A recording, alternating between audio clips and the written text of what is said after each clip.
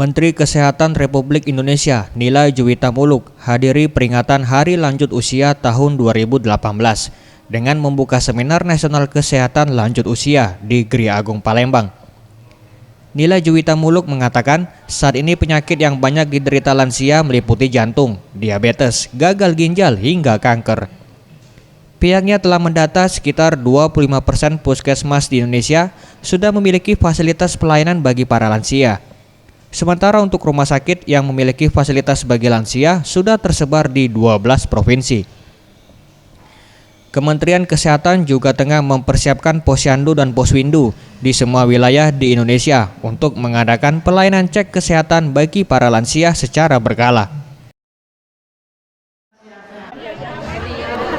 Sudah 2008, berapa persen, 25% lah begitu.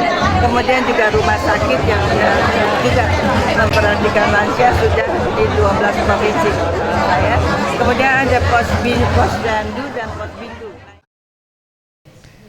Sekda Provinsi Sumsel Nasrul Umar menambahkan, Indonesia masuk dalam 5 besar negara dengan jumlah lanjut usia tertinggi berdasarkan sensus penduduk tahun 2010, yakni 18,1 juta jiwa, dan meningkat pada 2014 menjadi 18,781 juta jiwa.